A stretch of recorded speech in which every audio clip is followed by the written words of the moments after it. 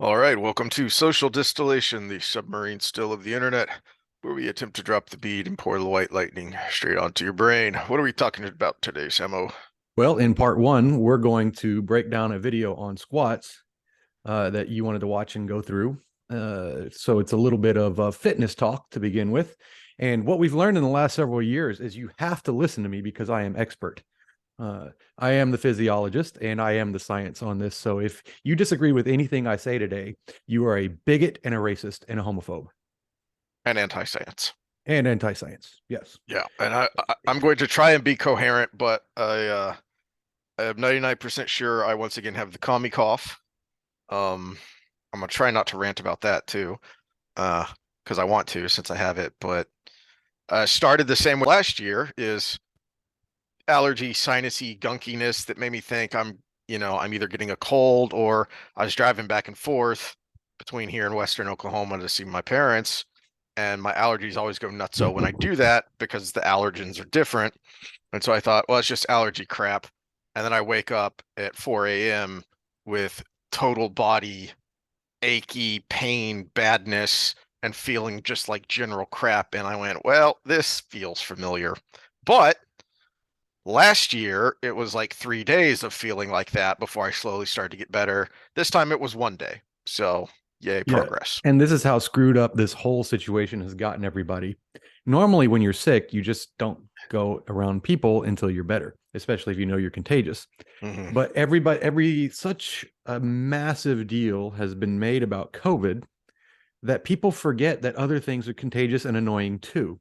I had a lady in the gym earlier in a small group, and she was like, "Oh, it's all allergies, blah blah blah." And then I went to the doctor to get this, and they tested me for COVID, but they said it's not COVID, but it's a coronavirus. And I was like, "So you came in here with a fucking cold?"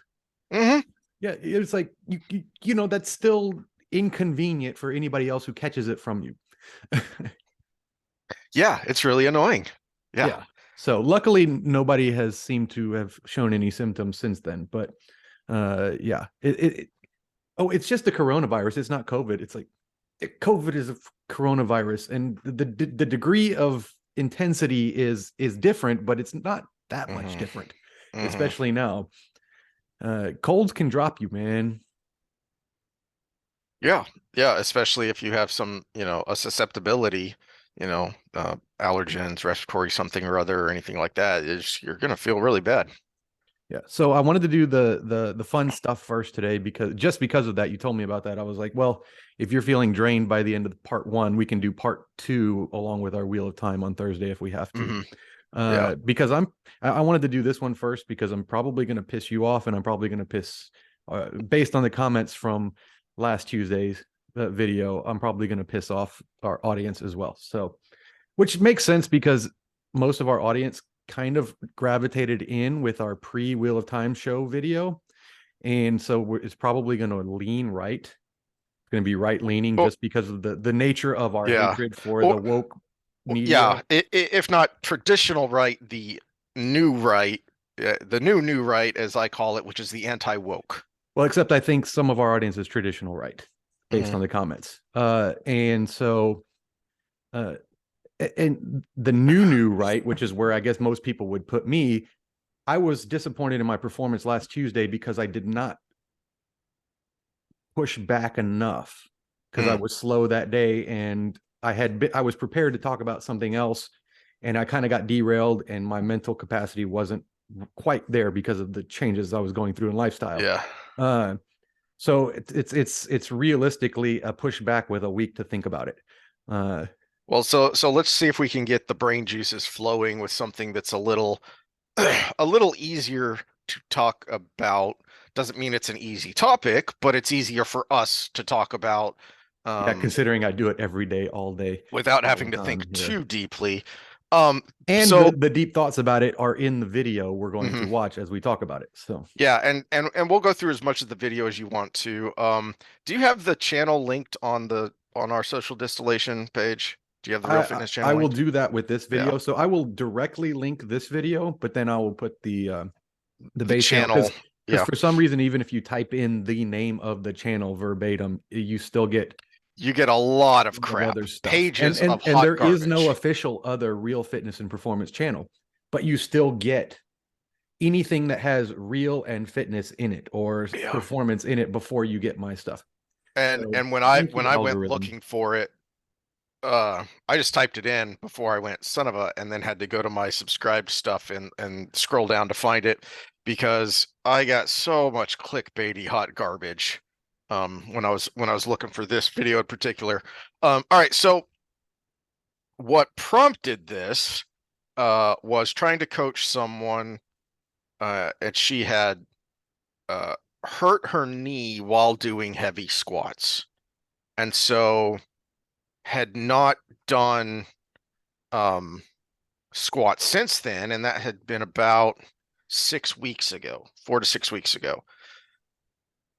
And so instead of doing squats, she was doing things like leg extensions and leg press.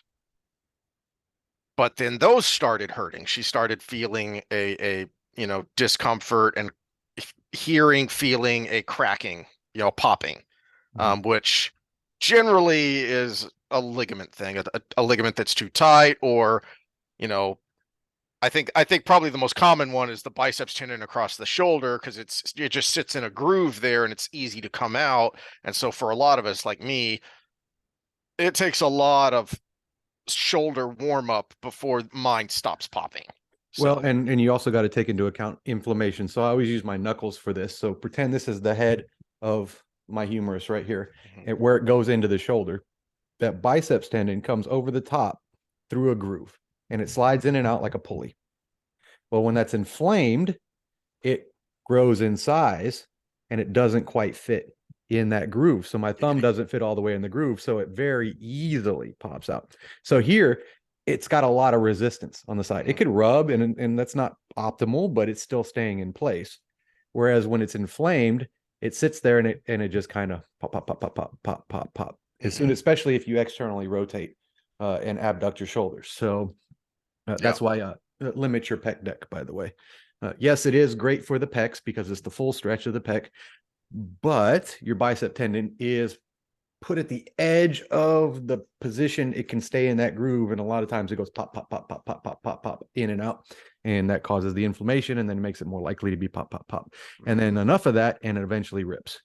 So yeah, and that actually ties into what started this, which was I hurt my knee doing squats, so now I'm doing a bunch of leg presses and leg extensions.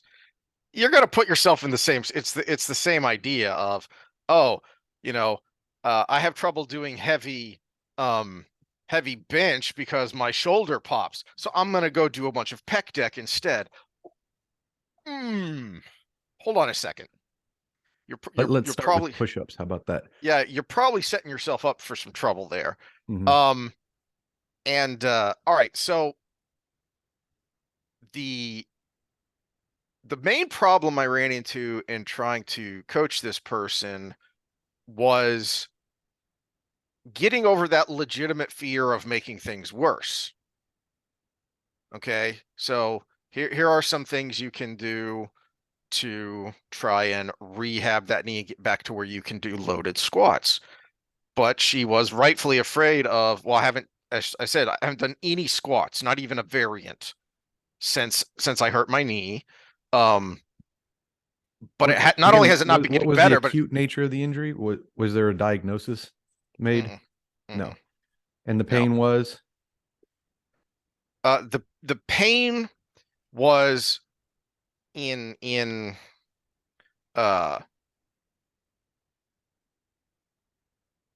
so it sounded to me like it was when my brain is brain fog, help, the lengthening, the eccentric. Okay. So going from the eccentric to the concentric. So So the turnaround. the turnaround. So when you're walking upstairs, that's when a lot of people are going to feel knee pain because you've got that, you step, and then as you start to push, you start to feel it. And it was more across the middle. So I don't know, it may be a patella thing. Mm-hmm. Because it didn't seem like what I usually run into with knee pain is the inside of the knee. Mm-hmm. Okay, because a lot of that, as we've talked about before, we showed the RG3 picture to illustrate this. A lot of that comes from bad hip mobility and or weak glutes, because when you're squatting down, that knee falls in, which stretches all that connective tissue inside the knee, because that's not how it should go. You're going to go over that. Actually, I had not seen before your demonstration there with the crossed fingers. It's a perfect illustration of how you can get into trouble there. So that's usually what I run into, but she didn't I'm have a looking lot for of a good picture of the patella here. Hold on. she didn't have a lot of lateral movement, which is the first thing I look for when I look for knee pain, because that's usually what you That's run good. into. And so I'm evaluating the movement here, and I think I kind of know what's going on. But the big picture issue is how you walk that line between um Okay, so we will kind of go over this in the video, although I mhm, don't specifically address it. But one of the biggest misconceptions about the patella is people think of it as a cap, because we call it the knee cap. They think of it like a cap, like it's gonna like it's a concave thing that fits, but it's actually got a more triangular shape on the bottom. If you can follow my cursor there, and it fits in that groove, just like we were talking about the bicep tendon. Well, you see the white there, that's the cartilage around it. And what she probably has happening is it's either pushing to the side on one side or the other and rubbing against it, or her quadriceps are too tight and it's rubbing against the back. Now, you do that too long, and you get what we call chondromalacia patella, which is a fancy word for saying arthritis. So that nice, smooth, white cartilage there in the picture, which is more normally a milky yellow, but that nice smoothness there becomes pitted like the surface of the moon, and then more and more and more and more, and it's an erosion effect. And once you get to where that cartilage is exposing bone, then anytime they touch each other, it is pain. And bone so, pain is the worst pain. yeah. Yeah. And normally we see this on the inside of the kneecap. So let's see, this is the fibula. So this would be the inside of the kneecap, because we're very laterally focused when we walk and run, especially if she had a scissor gait when she ran. So that would be rubbing the inside of the kneecap or on the backside. I And I actually have a theory, and I'm curious what you'll say, but I'll save it for the video, because it's something you Mhm. cover in the video about yeah, form. what I do to protect the ACL and the medial meniscus also affects the thing we're talking about now. Mhm. So it's for knee alignment, and we'll go into that in detail when it comes up in the So video. a question I texted you over the weekend that I think we should save for its own thing, um, is part of this is, and it relates to our political topics too, is that don't get hung up on the specific. Try and figure out what the bigger picture, what the general principle is first. Okay, so, and that was where I kind of got hung up, because I wasn't sure how to explain this of, okay, yes, and part of this is something we harp on, which is no pain, no gain. That's stupid. No, pain is your body saying something is wrong. I want you to be really I heard uncomfortable. even a better one. Kelly Starrett, Mm, in a recent podcast, he said, which is the subtle leopard right over my shoulder here. Kelly Starrett. He said, pain is your body asking for a change. mm. And I was like, yes, perfect. Awesome. So there, there is such a thing as a repetitive use injury, or you can overwork something. But on the other hand, you need to move your body if you want your body to get better. Whether it's Well, not only move your body, you need to be able to have body confidence, and I'm not talking body confidence in the political sense. I'm talking body confidence in your nervous system communicating with your brain when you're in certain positions. Body confidence in certain positions that are going to be necessary for you to live the life you want to live. You know, you look at the work of someone like Peter Attia, he does what he calls backcasting. So when he gets somebody in his clinic, which is basically based on longevity and aging well, he says, well, you know, based on life expectancy of your family and blah, blah, blah, blah, we'll kind of put a timeline on what your life expectancy probably is. And now in those last 10 years, what are the activities you want to do? Mhm. And So let's cue up the video because you cover these things that I'm talking about, you know, right at the beginning, even before you get to the particular technical part of the squat itself. yeah, and just kind of a overview for those that are watching is I didn't just go out on the floor and start squatting, right? And I explained why in the video, but it's kind of a 3-part because there's the underlying physiology, then there's some techniques to kind of some tips and tricks to kind of get in the proper position and find the right position for you, and then finally showing you the finished product. So it starts in front of a whiteboard and then ends up out on the floor. Good looking guy right there. Pretty good coach too. Price is going up now that he's on the internet. So if you want personal training, schedule's tight. Welcome back, everyone. Today, we're going to go over squats. You see them in my program. You're going to see them in pretty much any program you come across, almost any program you come across. So we better be doing them correctly and safely. That way. By the way, eye contact with a phone camera is actually very difficult to do because I think I'm staring right at the camera right here, but you can see I'm looking. That was one of the first things I noticed. It makes it look like you're looking at a teleprompter, and no, he's not that fancy. I've even done practice videos where I'm like, am I looking at the camera? Am I looking at the camera? Am I looking at the camera? And then watch it back to see which one it was. And I'm like, I swear I was looking at the camera. You can train hard, get the results you want without hurting yourself. Now, as usual, the things I'm going to go over today are things that work well for most people. If you have some sort of pathology in your knees or in your back, please check with a physician. Whoops, sorry. Guidelines help get over some misconceptions about it, and actually, I'm going to give you some visuals here in a second. Yeah, standard disclaimers, by the way. For our video here, we are not your trainers. We are not doctors. If you have pathology, please see your doctor. If you are uncomfortable with anything, please hire somebody. And so something I told this girl I was coaching is, especially since she hadn't gone in to have it looked at, so she didn't have a diagnosis, was, well, okay, but that complicates things. Here are some things we can try that should be, point number 1 there, safe. But if it doesn't get better, and certainly if it starts to get any worse, stop, and you're gonna have to go see an ortho and figure out what's going on here. Well, just like with our reaction video, I am the best at pausing at the worst times for the person speaking. Derpy derp. Derp derp derp. Second, I started in front of the whiteboard because the last thing I wanted was for me to just show you a squat and everybody tried to imitate my squat.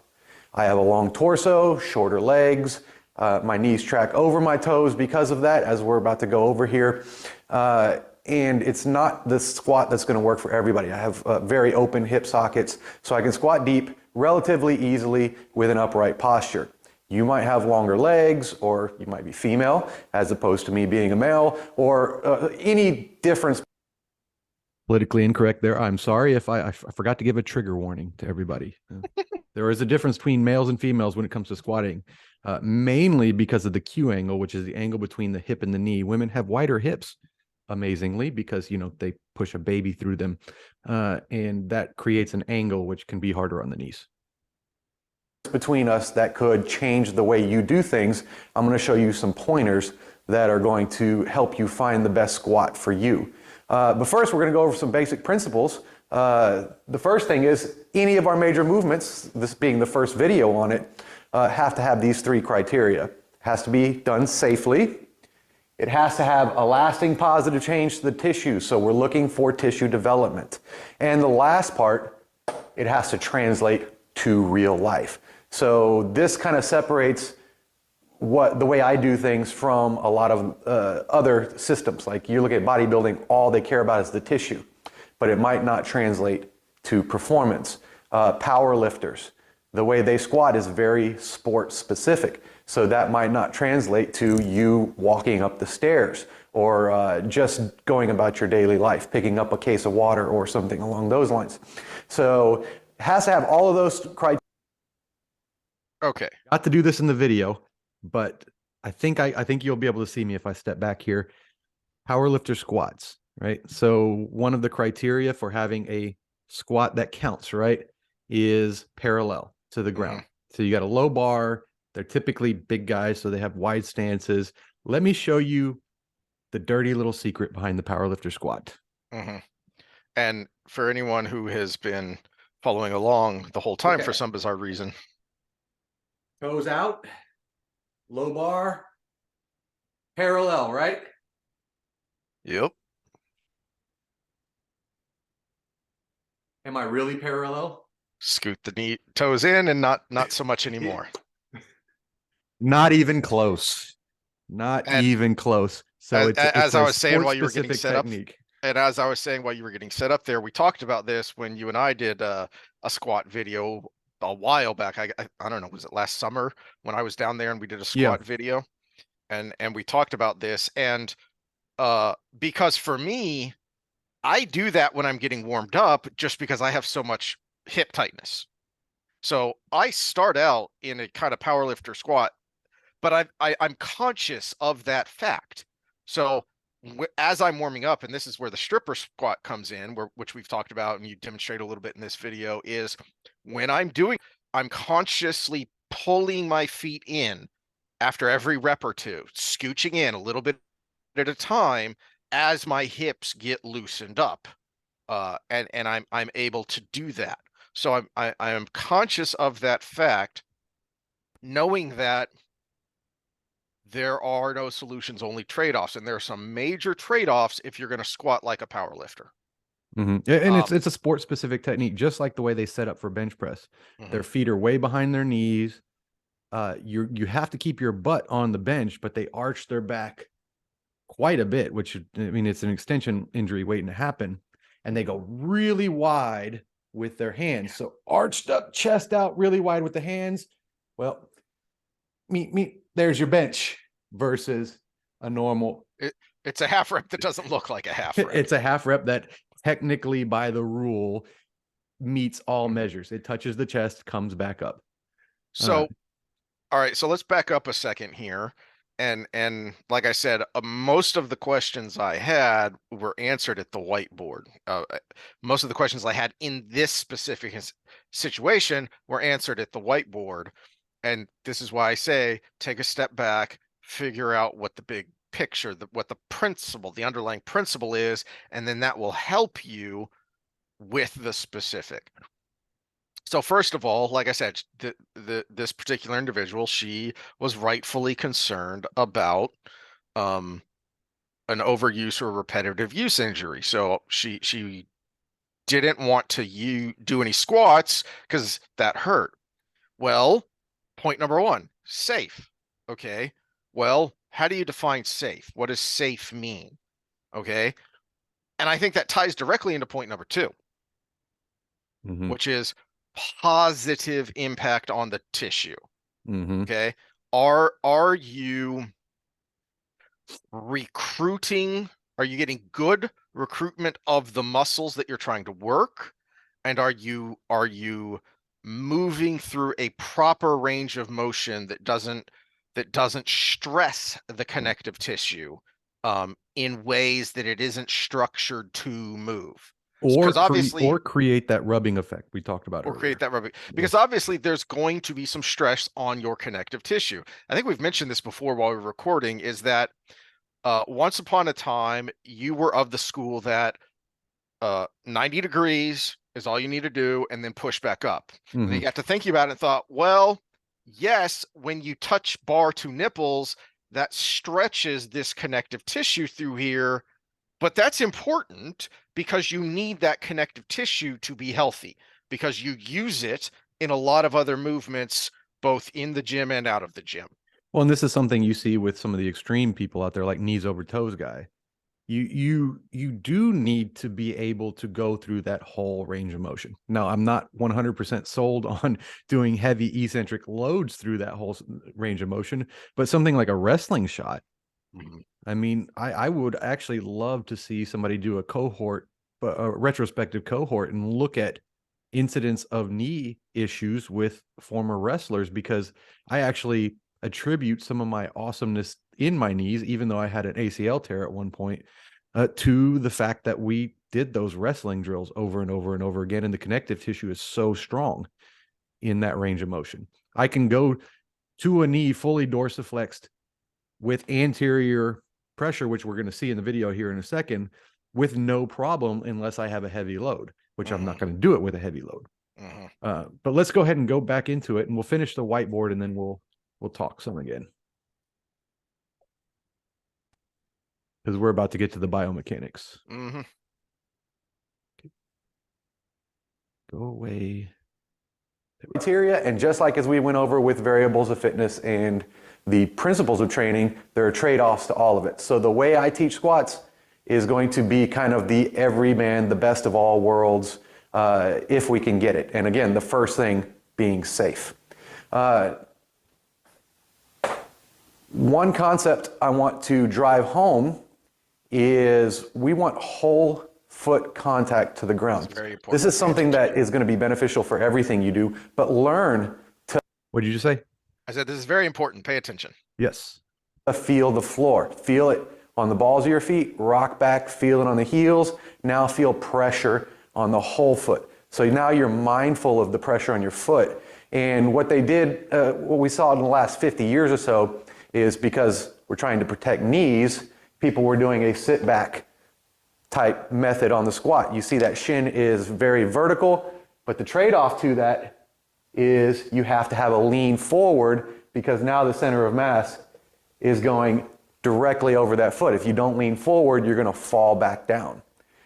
The joint furthest from the resistance is going to be the one that carries the biggest load. And I pointed at the hip there, but what we really are concerned about is the low back. So yes, we did protect the knee. The knee is almost in zero danger there, almost. But the low back is going to carry the load. So now if you're lifting heavy or you're not used to this, you have a chance of hurting that part of your body. Now, I would like to separate this from what we do with, especially with the geriatric population, is we do sit to stands. Where the number one reason somebody is in a nursing home is not because of an illness, unless you count sarcopenia as an illness, which is loss of muscle mass. It's because it's basically their 1 rep max to get down and get back up from a chair. And they realistically can't even get down and get back up from the floor. So we do sit to stands, which involves that sit back movement, but then I teach them to squat up off the couch instead of leaning forward and then rocking up. So I do want to separate that. This is a squat with load, whether it be dumbbells, kettlebells, or a barbell. All right, so keep paused here, because this was one of the things I wanted to hone in on with this specific example. So here's my theory with this individual.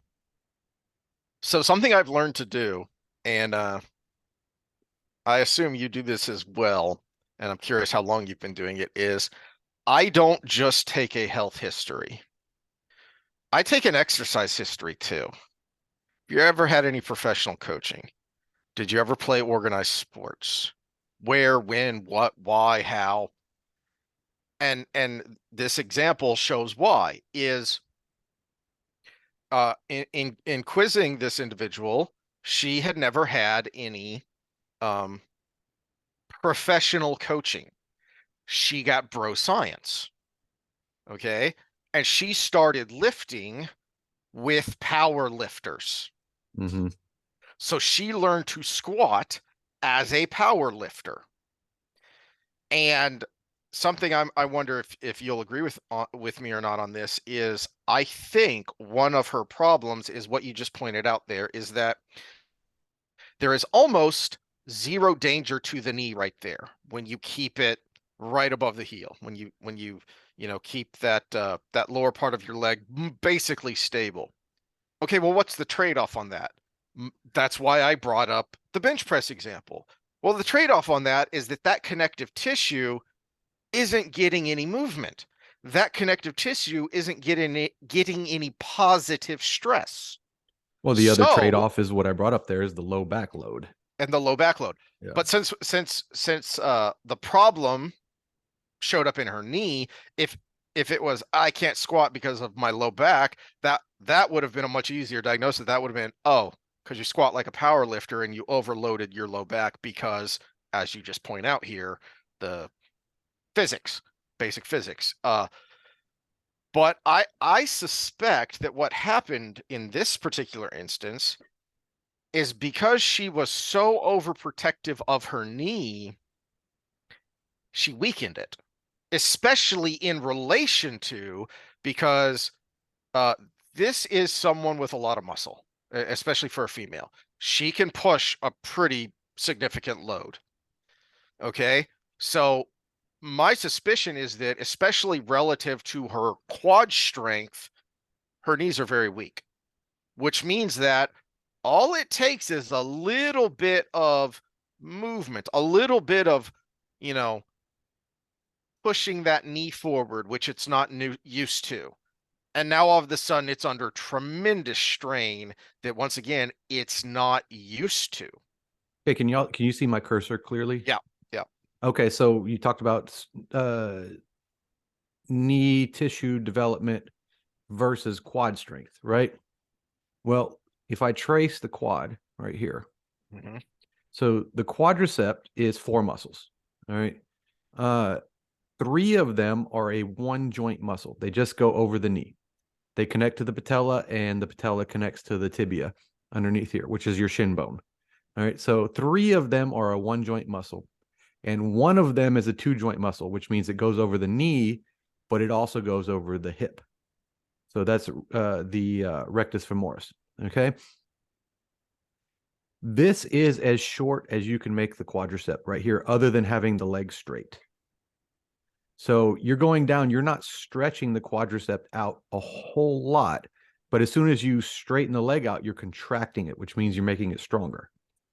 So we are not getting a whole lot of stretch there, but then we're also contracting it to make it stronger. So yes, we're talking about the knee joint and the connective tissue in there, but we're also talking about the muscle itself. It's becoming stronger without any stretch, which means it's going to be a very strong, tight muscle. And then if she was to bend that knee, if we go over to the other side, that's an extreme stretch of the quadricep, because that patella is pulled way down here and that quadricep is stretched out because that knee is bent more. Well, that muscle is incapable of doing that. And not only is it incapable of doing that, but it's super strong in resisting it. So what happens? That patella goes right back into the knee, rubbing up against the back, as we talked about when we opened this up. And if you've stopped doing squats and are instead just doing leg presses, it's really hard to get in position 1, depending on what kind of leg press machine you're using. It's really hard to get into position 1. Well, here's the problem. If she has super tight, strong quads that are causing the problem, switching from a squat to a leg press did nothing. The only reason to switch from a squat to a leg press is because you have back problems. Because then you take the load off your back. The load on your knee is exactly the same, if not more, because typically people can load more on the leg press because their back isn't involved and balance isn't involved. But okay, let's get back to the basics here. We're getting into the weeds here. Back to the basics. We're going to skip the middle because that's kind of the ideal. And this was taught to combat this, rocking up on the toes. If you rock up on the toes, well, now you can see that center of mass goes over the hip, over the front of the foot. So again, on the ball of the foot, but that puts all the pressure on the knee. Not only does it put all the pressure on the knee, but it's actually a shear force, which means that knee joint is actually being pulled apart sideways. This is where I disagree with knees over toes guy. He does the rear foot elevated or the heel elevated squats to put that knee in extreme flexion under load. And yes, we do need to work the knee in extreme flexion, but I like the Kelly Starrett model a little bit better, where you're taking a towel, putting it behind the knees and squeezing it, in that sense. Or I do the rocking wall ankle stretches and things along that line where you can put a little load on it and push it forward, or even the sissy squats as we used to do. So those are a little, put a barbell with 225 pounds and then have your knee fully flexed.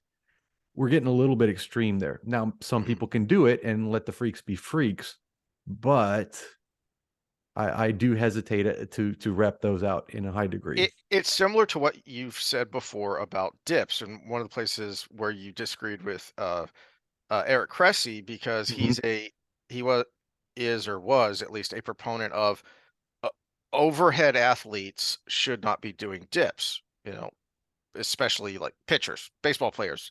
They throw a lot, so you don't want them doing dips. Well, maybe we should get to a point where they can do dips safely.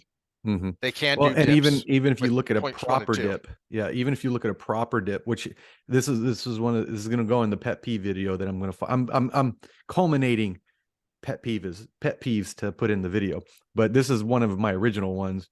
Is don't ever do this, and then they described an improperly done version of that. And if you can do proper dips, it's actually better for overhead athletes, because you're not working under load in an external rotation like you would be with a bench press. Now, a lot of them do avoid bench press as well, but they still do dumbbell bench, and they still do flies and things along that nature. So, a dip is actually safer. In fact, the only pressing chest exercise I can do under extreme load since I tore my pec is dips.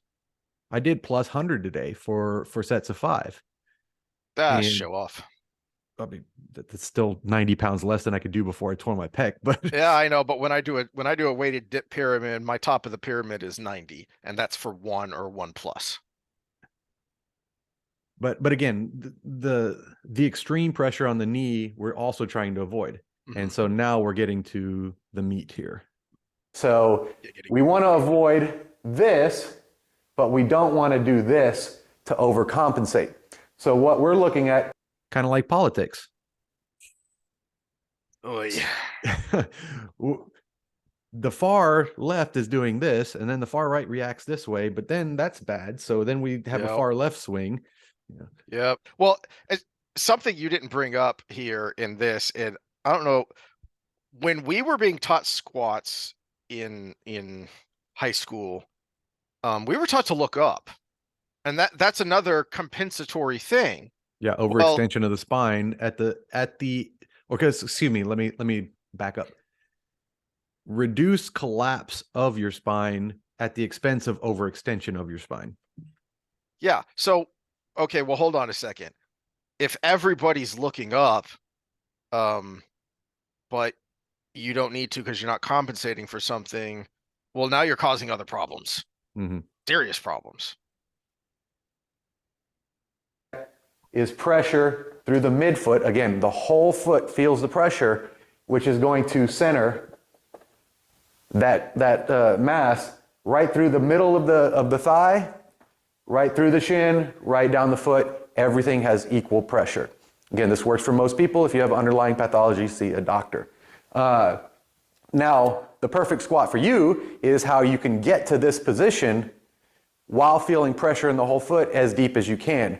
I'm going to show you on the floor here in a second how to do your foot placement, and I'm going to show you some ins and outs of it as far as how to get lower and how to get deeper. You want to do this progressively. This is one thing we can progressively overload.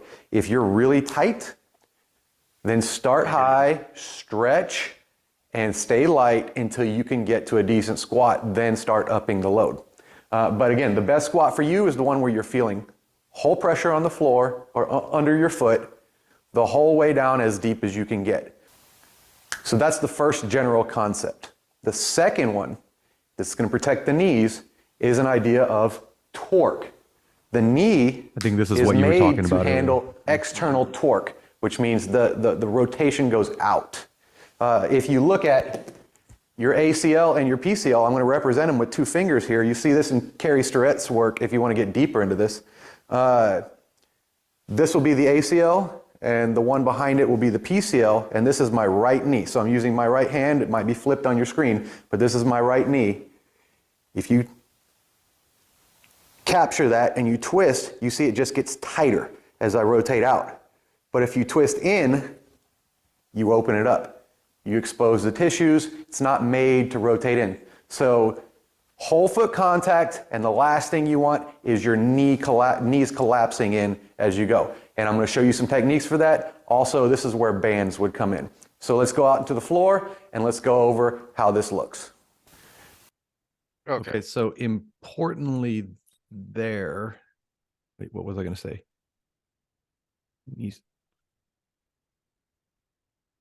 Okay, so we're rotating the knee out and it's made to handle that stress. In fact, it gets stronger with that stress. Okay, so this is where I wanted to go.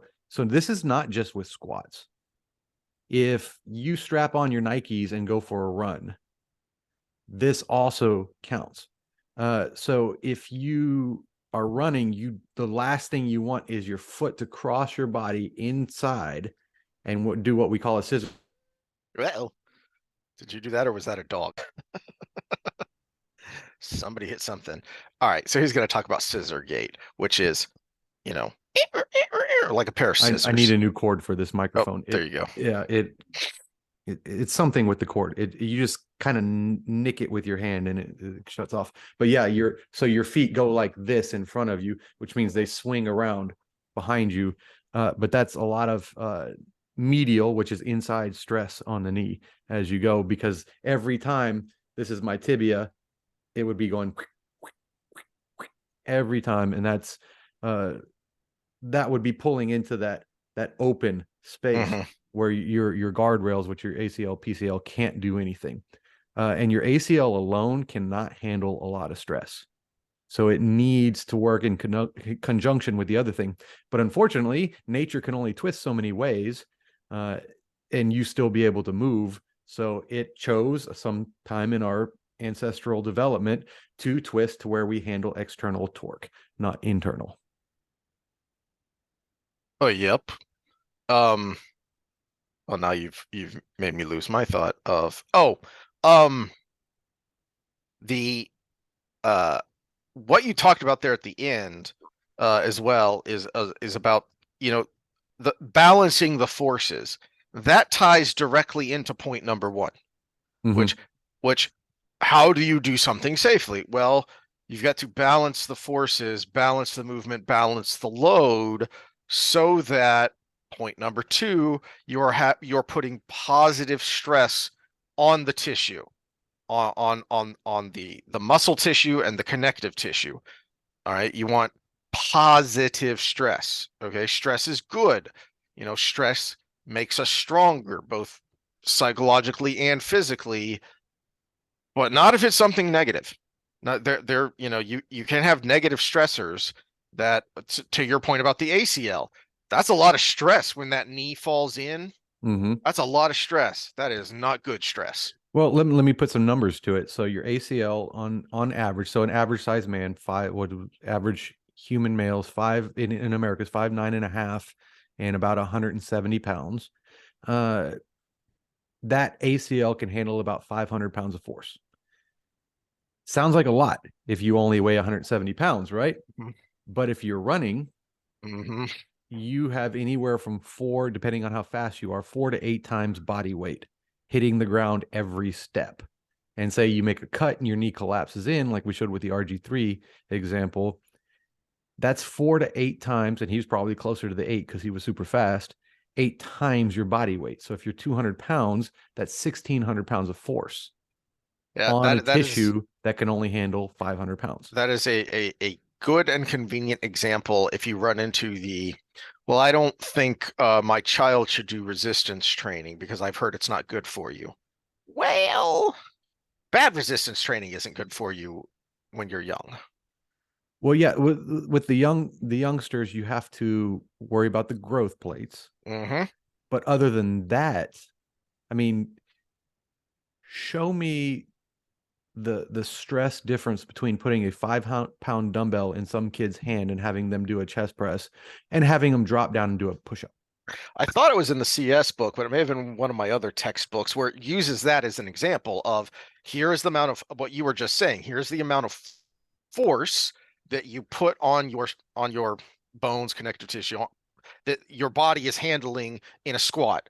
Here's how much force your body is taking by running, or and then multiply that if you're a kid jumping off the monkey bars or Yeah, well, I jumping was off about a to give that example, but let me take a step back first too, because you get this a lot from parents, and you probably, if you're listening to it, you might have thought it as a parent. I only want my kid doing calisthenics. I only want them doing body weight exercises. Have you ever done a pull-up? That's a body weight exercise. That's pretty hard for a lot of people. Have you ever done a one-arm pull-up? That's a body weight exercise. Have you ever done a pistol squat? That's a body weight exercise. Have you ever done a flag? That's a body weight exercise. And by the way, the flag video will come out.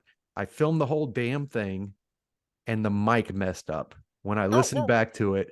And I don't know if anybody's ever done flags. I had to do a lot of them to get the video done. And so it's taking me a week to recover.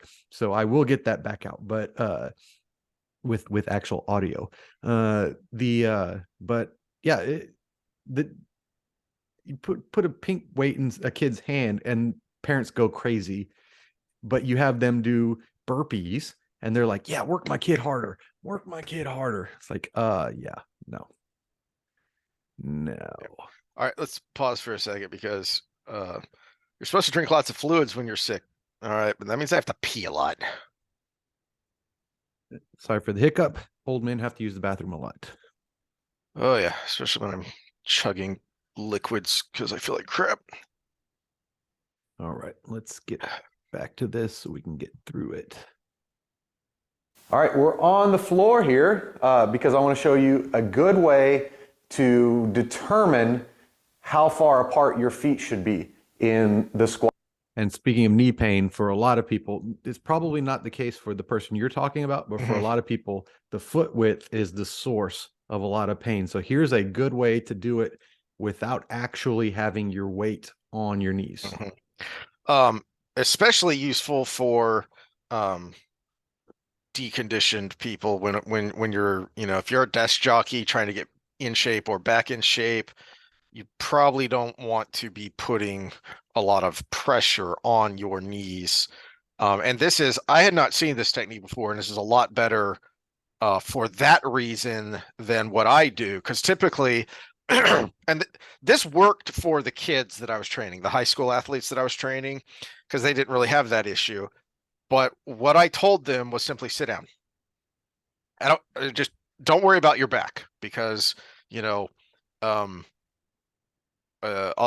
probably secondary to the knees when it comes to squat, people freak out about protecting the back. It's like, don't worry about that for now. You don't have a load, so your spine's not in any danger. Just sit your butt between your heels.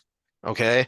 Now shift your feet so that you feel comfortable and balanced, which is basically what you're doing here, but you're taking the stress off of the knees. Mm-hmm. Squat, because your leg length, your torso length, like in my situation, how deep or shallow your hip sockets are going to make it easier or more difficult to have a narrow stance.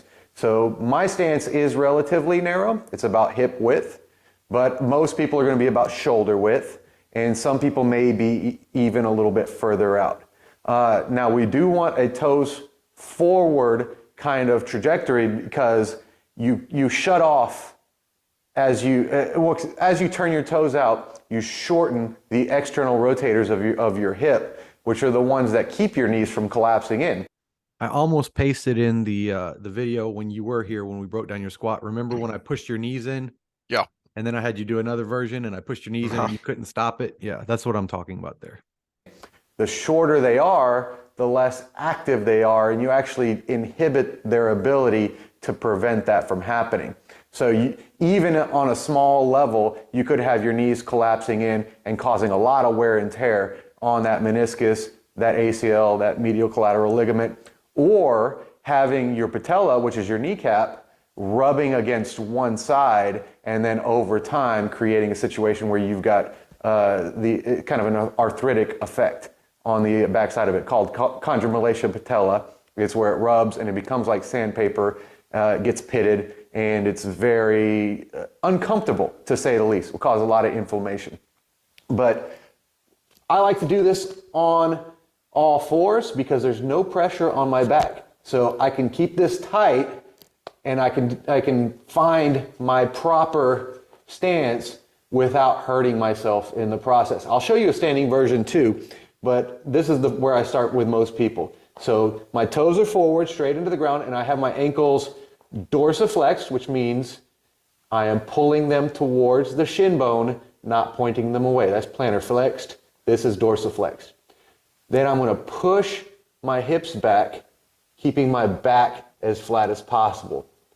And from here, if you've got a mirror, you can do this. I'm looking at the camera here, but you can push back, and if you see your hips drop forward, well, try a different position. And then keep trying different width of your feet and your knees. Now your knee always follows your foot. Push back. All right, I can get as deep as I can there without any pain in my knees. You'll feel the pain in your knees if that's the problem, or without my hips tightening up too soon to get that what we call a butt wink. So this is a good way to find your proper stance. And where we go, right there, that's the best one for me. And voila, it is my normal squat stance. So you do that, you'll either feel pain on the inside of your knee or tightness in your hips where that butt starts to round. And you find the furthest you can get back without having that pain or tightness, and that's going to be the stance for you. Now, if you're really tight and you're not used to squatting, you may just be able to get to about here. That's okay. There's no load. We can explore our body, and then we'll start working that depth. And in fact, this little test here is a good stretch. Pause real quick. That you can use to increase your range. Go back a little and pause where you've got your hips seated all the way back, because I want to point out your back. There. Okay. Keep So, this is something that drives, I think we've both ranted about this, about the Instagram butt model effect on squats. Mm-hmm. See, there's a little divot there. You're talking about right here. Yep, right there. So The natural curve of the lumbar spine. Yeah. There is some bowing. There is some a concave bit there in his lower back. That's supposed to be there. Okay, that's why I have mostly gotten out of the habit of ever saying keep your back straight, which is the coaching cue that most people have heard. The proper cue is neutral. Neutral. Because your back has 3 arches in it. Goes in the lumbar, comes out on the thoracic, goes back in, unless you're broken like me and it's practically Let's straight use the whole way proper up. terms. But yeah, Anterior in the lumbar, posterior in the thoracic, anterior in the cervical. Yeah. lordotic and Kyphotic. Kyphotic curve. Right. So you want some curve there. If you are arching like an Instagram butt model to stick your butt out so you can get a good picture to get lots of clicks, you're going to hurt yourself. And I will have to point out, if you've got a nice butt, you don't need to overarch. Look at that butt right there. Look at that Well, butt. I wasn't going to go that far, but Oh. you had me until you were pointing at your own butt. Oh, okay. But notice my knee angle. If you were to trace a line, hip, knee, everything, Mm-hmm. I am extremely below parallel right there. Mm-hmm. So you can get there. You just got to find the proper foot placement. And the wider you go out with your feet, the more stress on the knees. If you have narrow hip sockets, the more in your feet are, the more stress on the hips.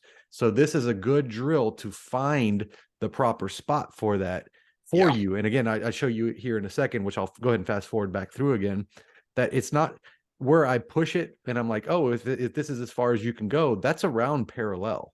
Mm-hmm. That's not anything unreasonable. That's not a high squat. And to that point, that's why I often have people squat over a bench. It is a good guide for a number of levels. One, to keep you from going down too far, but to go down far enough to challenge yourself. But also, you very quickly see if your calves are up against a bench, you will very quickly see if you are shifting laterally.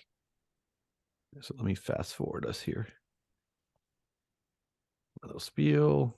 Oh, okay, we're about to go To find your squat stance, you can do a similar method. This is probably more similar. Using a rack or a wall, like a door frame, and you can find the lowest you can go without having to use that. So if you're too far back, you'll fall. But if you're in the right position.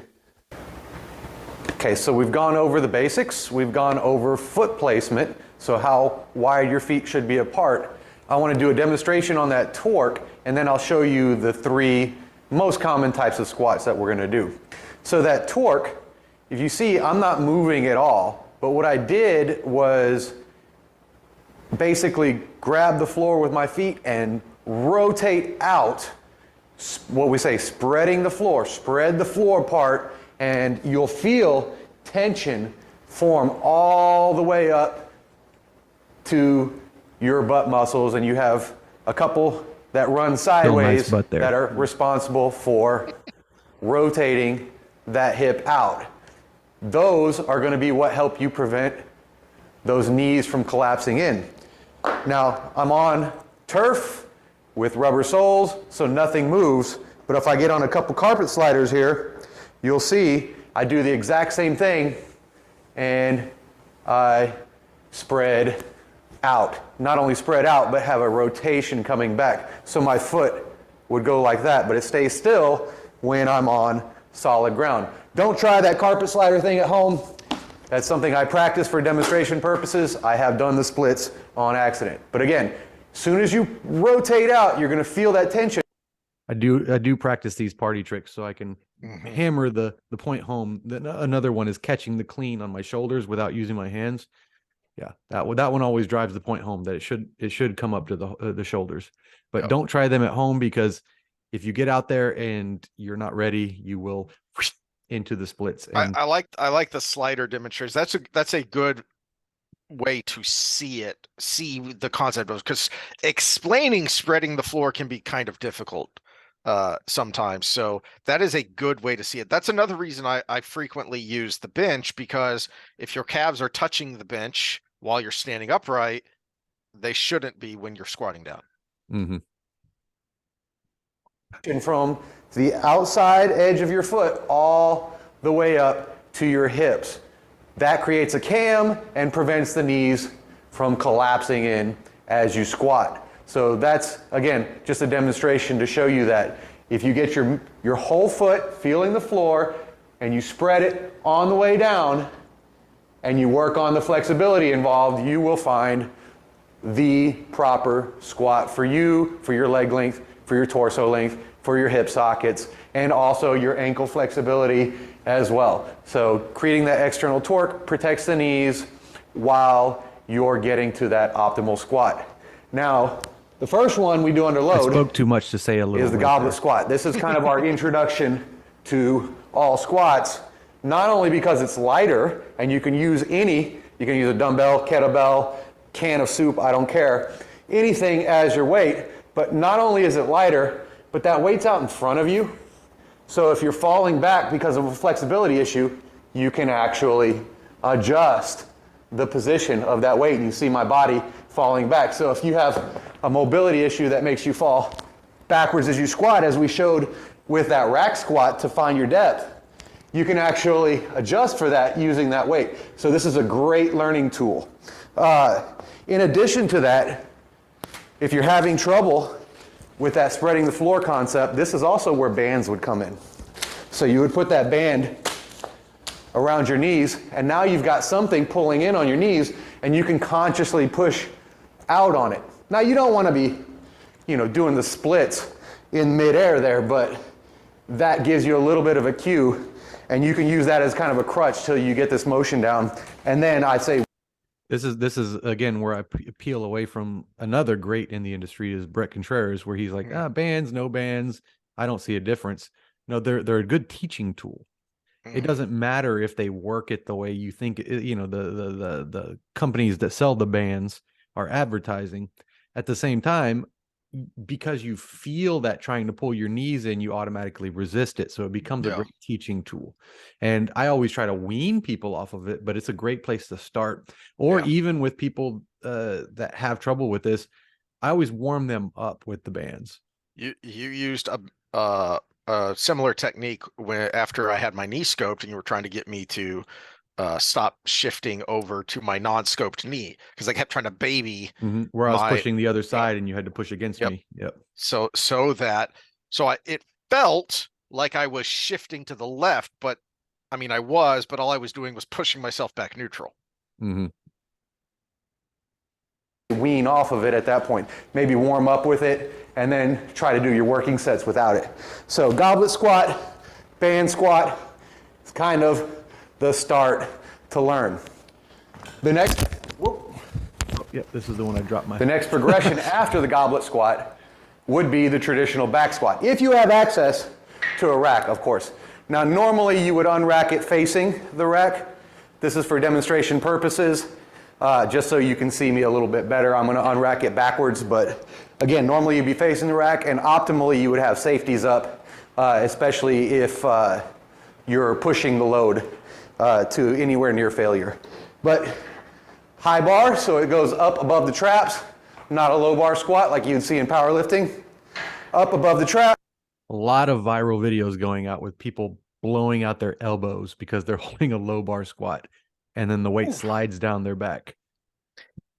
Yeah, that sounds uncomfortable. Reason number infinity to do high bar squats instead of low bar squats. Because in a high bar squat, you actually pull the weight into your traps. If you pull down and it slides down, then you're not in the proper place anyways. High bar, 999. I almost brought that up when we were talking about the hips and the powerlifter squats, because that's how he starts it. We're doing good mornings instead of squats. You would grip the bar, get your stance, and now that our spine is loaded, what we want to do is grip the bar a little bit and pull it down, and that sets the biggest muscles in your back, which are your lats, your latissimus dorsi. So they're assisting your spine in carrying the load. So muscle is doing the work, not the discs and the bones themselves.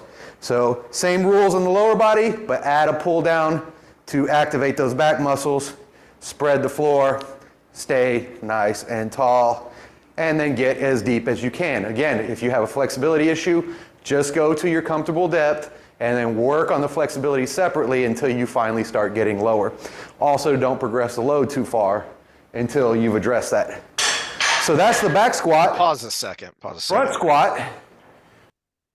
That's an important point that covers all through the specifics that you've been covering here, which is that you're showing a progression, meaning, you're jumping from the one to the next to the next to the next because you can.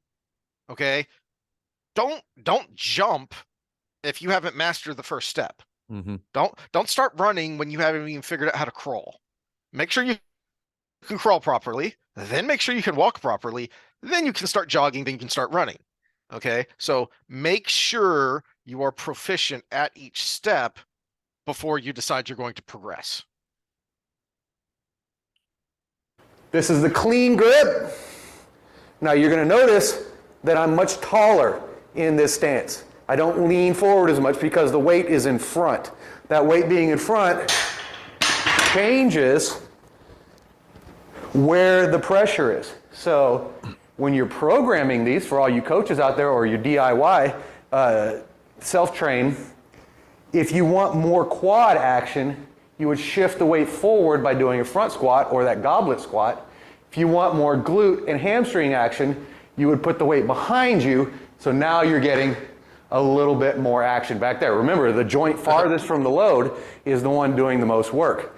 So from a programming standpoint, I do the front squats if I'm doing a lot of deadlifts and hip thrusts, especially if they're close in frequency, so that way I can make it a little bit more quad dominant while giving the glutes and hamstrings a break from those bridges and deadlifts. Now also the front squat, I showed you the clean grip. There's the crossover grip. I don't recommend this unless you're just not doing them very often, but it does keep the elbows higher, makes it a little easier for that. But the caution there is you're going to have a preferred side. So, I did want to point out here that, for me personally, and I'm going to guess that a lot of other people are like this because we spend too much time right here where I am sitting. Mm-hmm. One of the trade-offs with front squats is basically what you're talking about here is the mobility, the scap and thoracic mobility that you need to get up under the bar. Mm-hmm. So when I'm doing front squats, I will do the first usually 2, sometimes 3 warm-up sets, arms crossed, because in between those warm-up sets, I'm doing back and scap mobility to get myself to where I can do the clean grip. Well, I'm going to show you another version here in a second that actually might be even better for that. And for anyone who is working out at a box gym, you probably have straight curl bars. And this is a great thing to do with those. So grab that 20-pound straight curl bar and do what Sam's about to do here. And whatever that preferred side is, you're going to get a little cockeyed if you do them too often. If you can switch back and forth without having a preferred side, you can kind of mitigate that. Same rule if with you mixed need to grip on practice deadlifts. these, I like just doing the rack position because I'm practicing shelving it on the shoulders so my wrists and elbows aren't carrying the load as I get deeper into that squat. If they fall forward, you're going to lose the weight. So it definitely... Again, don't try that one at home because it really does, that rolling down your biceps and forearms actually kind of hurts. But if you want to, though, that arms out front squat, if you can get really good at that, you can go heavy on that, and you can pretty much freak out everybody in the gym. But that's why I pointed out you have almost certainly got a curl rack if you are going to a box gym, because bro science. So grab that 20-pound, which is usually the lightest straight bar, and do those for your warm-ups. And it's another great thing about that is to hold that up, you're going to be activating that lat, which you talked about with the high bar squat, of wake that thing up, get it firing, so that when you're, whether it's high bar or front, whichever, you've got to have those back muscles activated, because that's what holds up your back.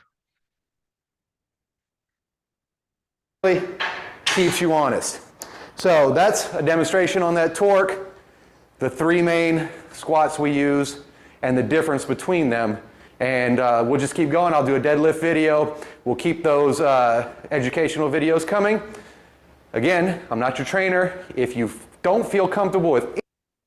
It's just like, share, subscribe after that. So yes, but want to reiterate the disclaimer there. But yeah. You're not standing in front of us, so I don't know what the heck you're doing. So Mhm. yeah. Yeah. My knee hurts. Okay, well, let me see. Well, I can't. So, uh, it that's the basics. I mean, if you want sports specific improvement on that, then go to something like Squat University. I'm not going to get that in detail with my own. I know I'm biased, but that's literally the best squat explainer I've ever seen because it was so basic yet detailed where it needed to be. So I've seen other videos that kind of get into the weeds with the different variations, high bar, low bar, front, blah blah blah. You get into that enough to basically explain the differences, but kept it tied back to the fundamentals, which Mhm. is what was important, is those fundamentals. Because again, it starts on the whiteboard there. Are you whichever variant you're using and however you're moving, are you following those rules? Is it safe? Is it having positive impact on the tissue? I just brain farted on point 3. Oh, the does it translate outside of the gym? And a good squat, that is why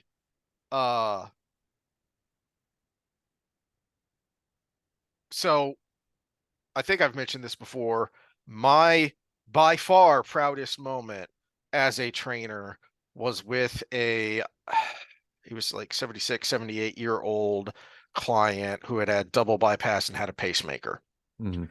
And getting him to the point where he could do stuff by the time I had finished with him, by the time I finished working at the box gym that I hated, that he could not only could he not do, I never would have dreamed of having him do them when we first started. And then getting him to the point where he could do um 45-degree glute extension. Mhm. When we first started, I would have him do certain things that you need to lay down on the floor for. I would make sure I programmed that we were going to do several things while he was on the floor because I didn't want him getting up and down. Because I knew that up, down, up, down, up, down, that would not be positive impact on his body. But point 2, positive impact. So we would go through kind of a cycle, a circuit, laying on the floor. Now we're done. Now I'm going to help you get back up. We're going to hold on a second. We're going to let your blood pressure, you know, uh, get back to an equilibrium so you're not dizzy and all that.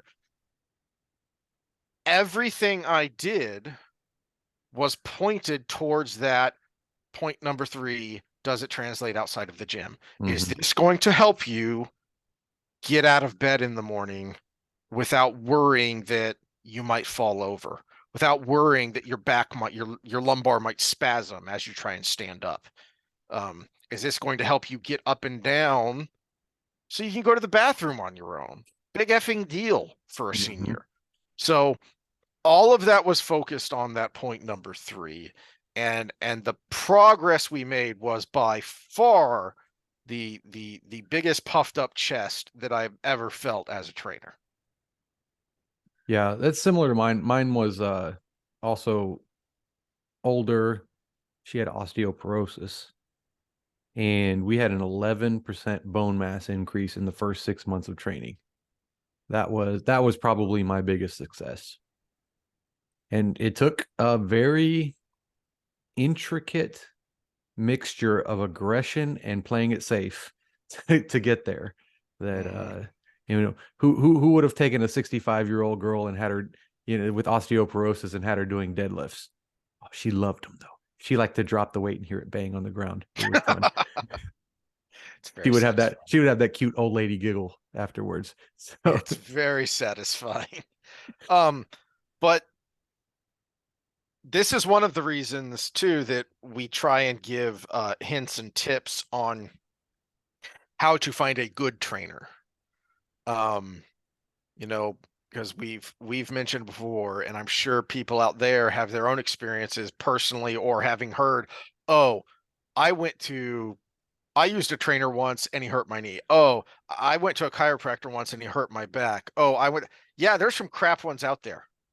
Okay, so but there are some really good ones, and when you Mhm. find a good one, it will help you do those things.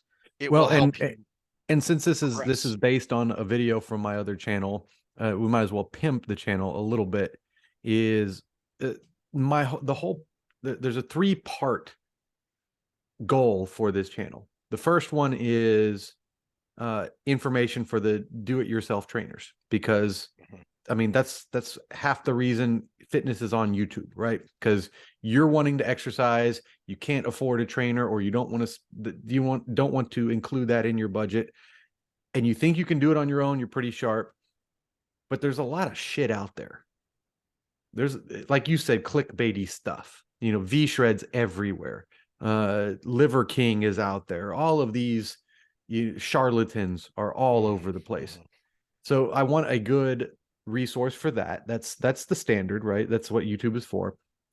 There's the but also I know what it was like being thrown into the industry, where you get that call back from 24-hour fitness or something and say, oh, we'll teach you everything you need to know. And you get there and they don't teach you shit other than to sell supplements that nobody needs. Yep. Uh, and so you're out there on your own and you have no clue. So a resource for that young trainer, because I also saw the other end of the industry where I went on with great mentors that took it upon themselves to make me successful because that made them feel successful. And I saw both ends of the industry, and I want to be that end of the industry that I liked, but I know I can't be in front of more than 1 or 2 people at a time in real life. So I can do it, it's semi in mass, at least more so than you getting hired onto one of these box gyms or something. Mhm. And like you said, the way you broke down, this is the most intricate yet simple squat video you'd ever seen. That's what anybody who's going to teach squats needs. The only thing I forgot to go over in there was breathing. And even still, if you got a beginner, you're not getting that heavy yet. And then the third is, maybe you see all this, you're not quite number one, you're not a trainer, but you want to be the informed consumer. And if you're the informed consumer and you've seen some of these things, you're going to be able to evaluate the person you're hiring, because training is fucking expensive. Mhm. I mean, someone with my education level and experience is going to be somewhere around $75 to $100 an hour. That's a lot of money. Yeah, when you're talking about like at a minimum 3 days a week, at a Mhm. minimum, and ideally, 4 or 5 days a week. Yeah, Um, your base level trainer is going to be minimum $50 an hour. Minimum. And if you're not paying that, then you're not getting personal training. I'm sorry. I hate to break it to you. I also hate to break it to you, but if you're doing that in a box gym, it it it probably isn't worth it because you're probably paying that, but you're not really getting that because the way a box gym typically works is, um, and depending on which gym you're going to, it could be worse or better. The one I started at was awful. I think you told me industry standard was basically a 50-50 split between the box gym and the trainer. The base that they started us at was 25%. And then you would get more, you would get like a percentage boost based on if you sold the training rather than one of the sales staff. Yeah, that's normal. Or Yeah, yeah. that part is normal. Yeah. What's not normal is that they would give you, I want to say, a 5% boost based on additional accreditations, up to a 15 or 20% boost. But it didn't matter what the accreditation was. So Mhm. you could walk in there with your freaking CS, which for anyone who doesn't know, that's the highest level. That's basically a master's degree, that accreditation. Well, you need a bachelor's to take the test. Yeah. So, and the test is very complicated. The only one that's probably more in depth is ACSM, Mhm. because that's Academy of Sports, AC, Academy of College Sports and Medicine. So So it goes a little bit above. Yeah. So at this gym that I started at, you could walk in there with one of those and it would still be, oh, okay, base of 25%. Do you have any other accreditations? What the F are you talking about? This accreditation is all of those others combined and then some, depending on what you're looking at. So we had a minimum that we were allowed to sell at. We could set our own rates, but we had a minimum we were allowed to sell at. So you're getting like you're paying like $50 an hour at a minimum at this box gym, but really it's a lot less than that because you're actually paying the trainer 10 to 15 bucks an hour, maybe 25 if he's got a lot of those boosts. Well, see, So this you're is not getting good. when I was running the gym, I actually found it better to just charge a base rate instead of Mhm. percentage. So if someone was charging $50 an hour, $10 would be 20%. And I did an 80-20 split at first. And then I was like, well, you know what? I'm just going to charge $10 an hour for anybody who wants to come in and use space. And that actually worked out so much better because if they charged their clients more, they made more. If they charged them less, they lost money. So but it was the same for me. It wasn't, Mhm. oh, well, I only charged this client $25 an hour, so I'm only going to give you $5 instead of 10. No, you had to give me the $10 no matter what. And that worked out a lot better. Yeah, and there are gyms like that, and usually to find that what you're looking for is not an open gym, not a gym where you pay a membership and you just go do your own thing.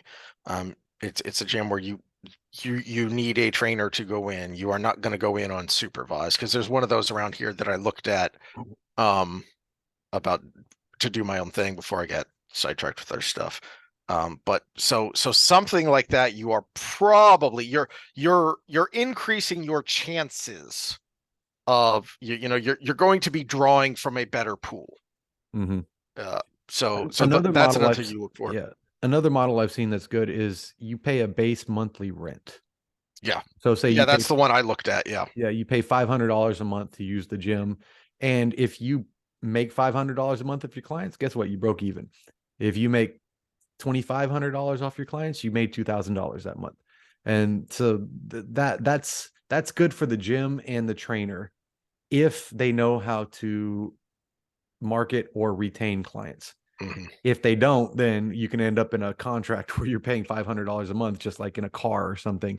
And because a lot of times they'll do 6-month, year-long contracts on that. But from a gym standpoint, yeah, you could lose out versus the but you set your standard. You know this person is going to be coming in so many times and using so much equipment, and you know what you're making every month, so it allows you to budget. When you know what you're making every month, it allows you to budget. And so that's another good model. I actually had a great idea for a specifically personal training gym because of what I did with my garage. I could have 2 setups for 2 trainers to be doing completely independent stuff in that space, and that's 600 square feet. So say you make that 6, that's 1,800, well, 6 times 3 is 1,800 square feet. 1,800 square feet is not even as big as the gym I had. Mhm. And you could have 6 trainers paying you $500 a month to have their booth, basically their training booth, which has a squat rack, a pair of power blocks for dumbbells, a bench, a space for a rope, everything. You could have a 2,000 square foot facility and have 6 people paying you $500 a month to be in there. And that's actually not a bad model. It's like a cubicle training almost.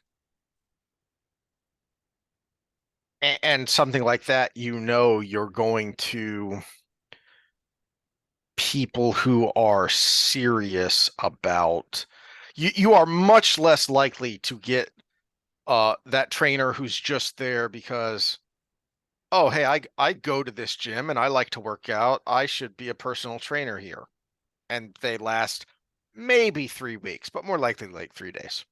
Yeah, but also with that model, no one's fighting over equipment because you have your booth, you have your power block, which goes up to 90 pounds. You have your squat rack, you have your bar, you have everything. You have your set of plates.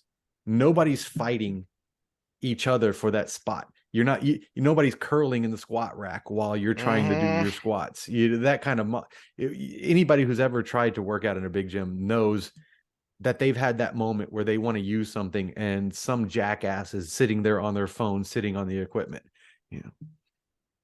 Oh yeah, that's lots of fun. All right. Well, hopefully we have provided both specific and general help for anyone not just interested in the squat specifically, but fitness in general, because that's why you started at the whiteboard, because those things apply to everything. When you went down to the whole foot pressure and torque, now you're starting to get more specific, but still general, not just to the squat, but to any of the core bilateral leg exercises, right? That's going to apply. So well, even unilateral is just, it's a lot more difficult to, it's more of a feel to be able to do that when you have one foot on the ground without twisting your body. So it is a good general principle at all times. Well, luckily we don't have time to go into part 2, because part 2 is going to involve me reading a passage from this book, Defying Hitler. So yeah, that wasn't going to be fun. So I'm glad we started with the fitness. Yeah, and I was going to talk about Inuits, but it's all going to connect at some point. That's going to make me go. That is curious and going to make me go off on a rant about grizzly bears.